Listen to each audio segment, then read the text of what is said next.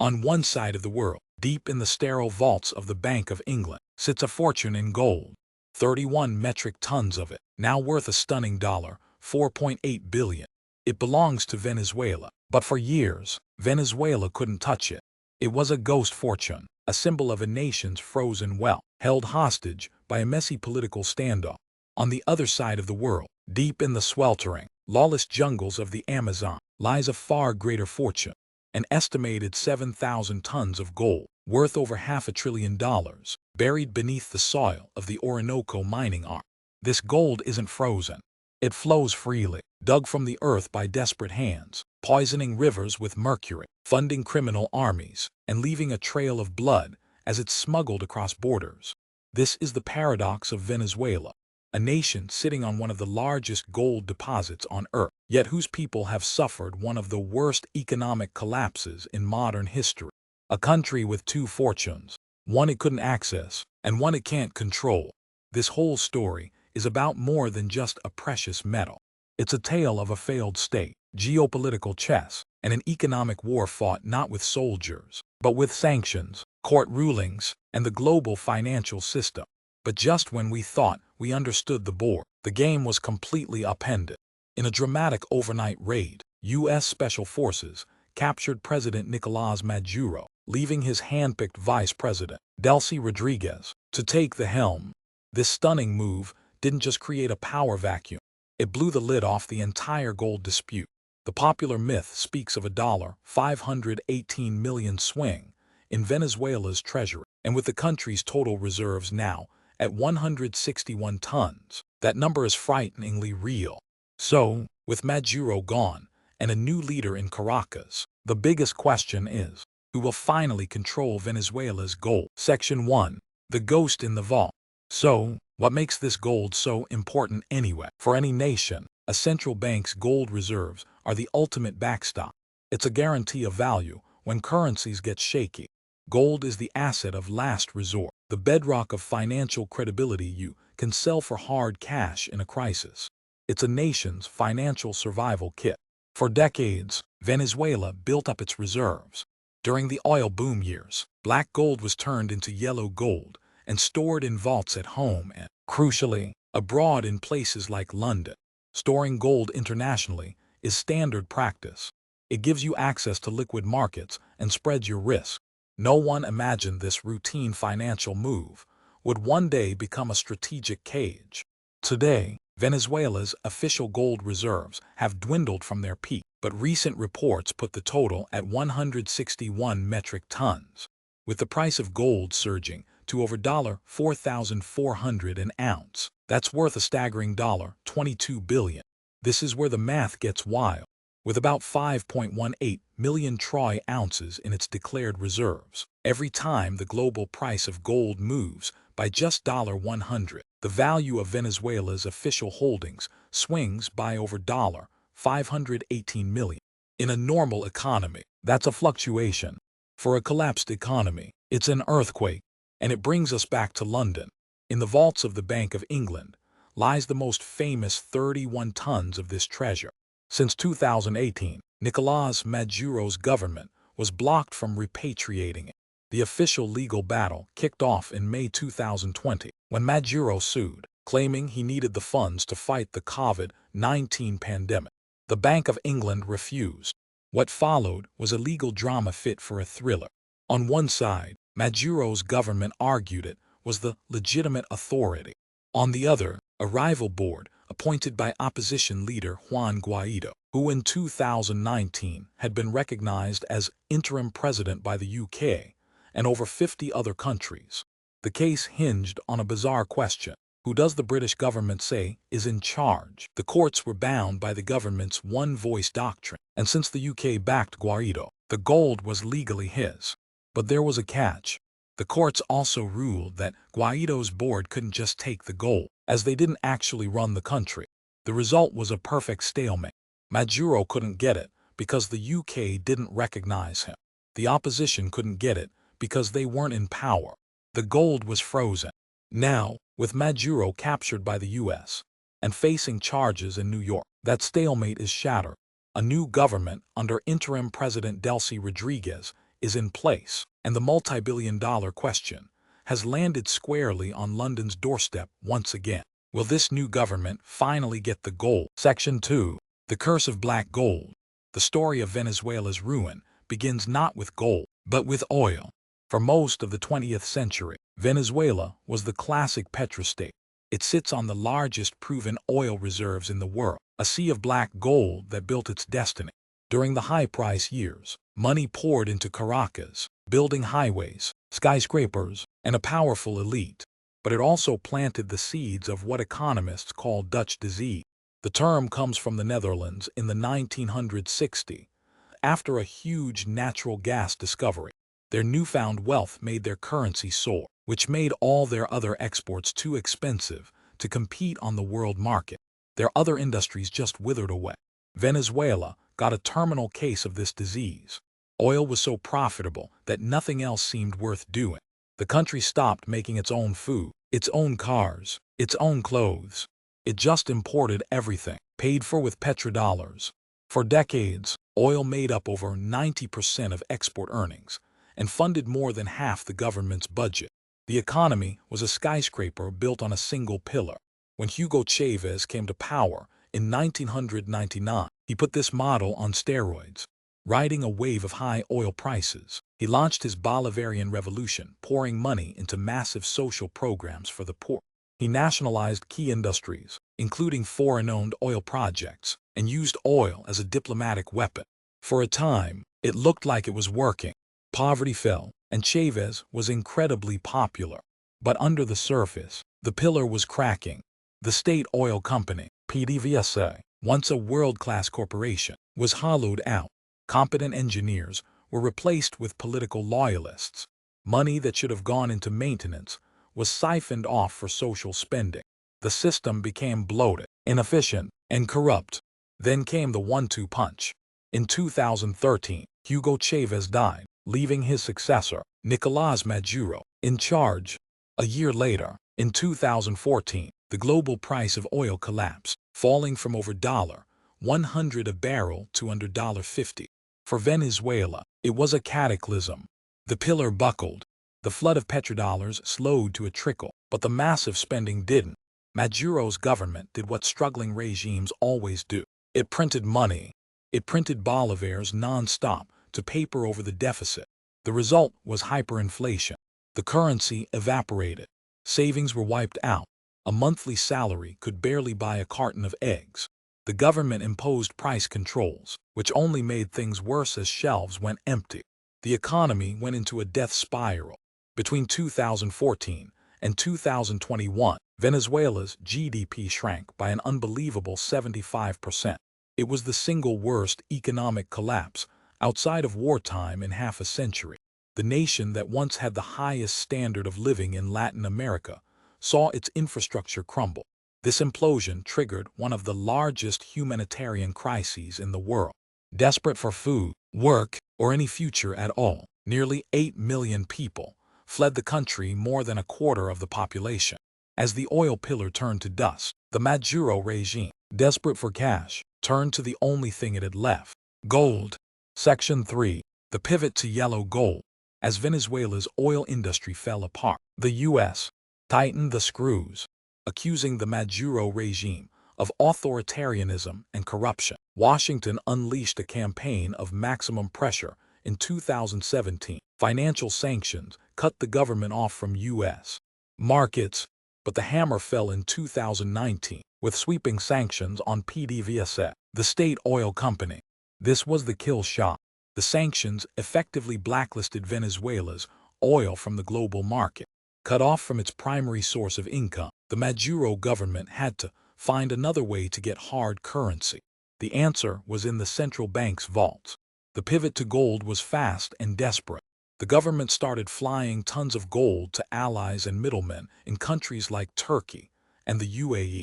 There, the bars were melted down, recast, and sold on the open market for cash or essential goods. It was a massive, state-sponsored laundering operation to get around the American financial system.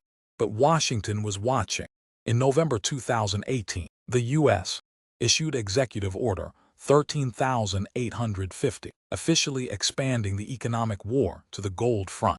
The order prohibited any U.S. person from dealing with the Venezuelan gold sector. Soon after, the Treasury began sanctioning anyone, anywhere, who helped Maduro move his gold. This made Venezuelan gold radioactive. No respectable international bank or refiner would touch it for fear of being cut off from the U.S. dollar, a corporate death sentence. And that's why the 31 tons in the Bank of England became so critical. It was one of the last pools of clean, recognized gold the regime could hope to access. The U.S. sanctions, combined with the UK's recognition of Juan Guaido, slammed that door shut. The maximum pressure campaign had effectively demonetized Venezuela's main assets. Its oil was blacklisted. Its official gold was frozen or too toxic to trade. Hemmed in, the regime turned its attention inward to a vast and lawless land in the south that held a fortune far greater than anything in a vault. This was the final, chaotic chapter, the rush to plunder the Orinoco mining arm. Section 4. The Wild East. To see the raw reality of Venezuela's gold rush, you have to leave the world of courtrooms and financial markets. You have to go south to a massive, remote region covering 12% of the country. In 2016, a desperate Maduro government designated this 112,000 square kilometer area as the Orinoco mining arm. He called it a strategic development zone, claiming it held at least 7,000 tons of gold, a potential trillion-dollar prize. What he really unleashed was a humanitarian and ecological disaster. The mining arc has become Venezuela's Wild East, a lawless frontier where the only authority comes from a gun. The state has collapsed here, replaced by a patchwork of violent armed groups. There are the sindicatos, local gangs, that morphed into heavily armed mafias controlling the mines. Fighting them are dissident factions of Colombia's FARC and ELN guerrillas, who cross the border to seize a golden opportunity. And woven throughout are corrupt elements of the Venezuelan military, who act as warlords, taking their cut and violently suppressing anyone in their way. Into this chaos pour tens of thousands of desperate Venezuelans, the informal miners, or garimperos. They are former teachers, mechanics, and oil workers whose salaries became worthless. They risk their lives for a few grams of gold, working in hellish open pits and using toxic mercury to separate the metal. The environmental devastation is staggering. The mercury poisons the great rivers of the Orinoco Basin, contaminating the water and food chain for hundreds of miles. Vast swaths of pristine Amazon rainforest are cleared for illegal mines. Indigenous communities who have lived here for centuries are displaced, their lands invaded, their people subjected to violence and disease. This is blood gold, and it's gushing out of Venezuela. The gold from the mining arc is smuggled out on light aircraft and down remote rivers into Colombia, Brazil, and the Caribbean. Once its origin is disguised, it's laundered into the global supply chain. This shadow economy became a cornerstone of the Maduro regime's survival. The military and political elites are deeply enmeshed in the trade, skimming profits at every stage. This illicit gold provides the off-the-books hard currency that sanctions were designed to stop, paying for loyalty and creating a parallel economy immune to international pressure. Section 5. The geopolitical chessboard. The chaos in Venezuela isn't happening in a vacuum. It's the focal point of a new great power competition, a chess match with a nation's future as the prize. The main players are the United States, China, and Russia. For the United States, the policy has been clear: isolate the Maduro regime. Washington viewed it as a narco-state allied with its adversaries. The maximum pressure campaign of sanctions on oil and gold was designed to starve the regime of cash. The legal blockade of the gold in London was a key move, and supporting the political opposition gave it a veneer of legitimacy. The ultimate goal was to force a political transition that would align Venezuela with U.S. interests and, not incidentally, open up its shattered oil industry. On the other side of the board are Russia and China. Their interest is more transactional. Both countries loaned billions to the Chavez and Maduro governments, mostly through loans for oil deals. For them, A collapse of the Maduro regime threatened their investment. They feared a new, U.S.-aligned government might refuse to honor those debts. So their goal has been to keep Maduro afloat just barely. They provided technical help to bypass sanctions and offered diplomatic cover at the UN. They weren't propping him up out of affection, but to ensure their loans didn't go bad. The sudden capture of Maduro has now thrown all their calculations into disarray, forcing them to reassess how to protect their investments in a country now facing a dramatic and uncertain political shift. Section 6. The gold-backed dream vs. the volatile reality. When a country's money becomes worthless, a seductive idea always appears: a return to gold. For Venezuela, still reeling from hyperinflation, the dream of a new currency backed by its immense gold wealth is powerful. In theory, it's simple. Anchor the currency to a fixed amount of gold, guarantee its value, and instantly restore faith. With claims of trillions of dollars in mineral wealth, Venezuela seems like the perfect candidate. The unfrozen gold in London alone, worth over $4.8 billion, could provide the initial backing to halt inflation and signal a new beginning. Economists and opposition figures have floated this idea for years as a key part of any reconstruction. But this dream keeps crashing against a brutal reality. First, there's the problem of control. The government still doesn't fully control the vast, illicit mining operations in its own borders. You can't back a currency with gold you don't possess. Second, gold's price volatility is a double-edged sword. With 161 tons of official reserves, a $100 swing in the gold price shifts the value of Venezuela's holdings by over $500 million. While that's great on the way up, it's a curse on the way down. A nation that hitches its currency to gold is tying its entire monetary policy to the unpredictable waves of a global commodity market. For a stable economy, that's manageable. For Venezuela, it could be fatal. A sharp drop in the gold price could trigger a whole new crisis of confidence. The truth is, gold isn't a magic wand. The dream of a gold-backed currency ignores the deeper problems: the collapse of state institutions, the destruction of the economy, the absence of the rule of law, and the deep political divisions. Without fixing these fundamentals, a gold standard would just be a patch on a gaping wound. Venezuela's problem has never been a lack of wealth. It's been a lack of the trust and political will needed to manage it. The story of Venezuela's gold is one of squandered potential. It's a fortune that exists as both a ghost in a foreign vault and a river of blood in its own heartland. The price swings of this metal do more than just rattle a treasury. They reveal the fragility of a country brought to its knees. The economic war over this gold shows the new face of global power, fought in courtrooms and through satellite monitoring of illegal mining camps. The United States weaponized the financial system to isolate its adversary. In response, the Maduro regime embraced the dark corners of the global economy, fueling a violent shadow trade to survive. Caught in the middle were the Venezuelan people, trapped between a repressive government and crippling international pressure. Now, with Maduro's sudden removal, Venezuela is at a historic crossroads. The new government under Delcy Rodriguez faces an immediate and monumental test. The path to recovery requires more than just a higher price for oil or gold. It requires rebuilding institutions that can manage that wealth transparently. It requires establishing the rule of law in the lawless mining arm. And it demands a political solution that allows the nation's frozen assets to finally be put to work rebuilding a shattered society. The ghost fortune in London and the blood gold of the Amazon are two sides of the same coin. Until Venezuela can reclaim both and use its incredible wealth for the common good, it will remain a tragic paradox, a golden country living in darkness.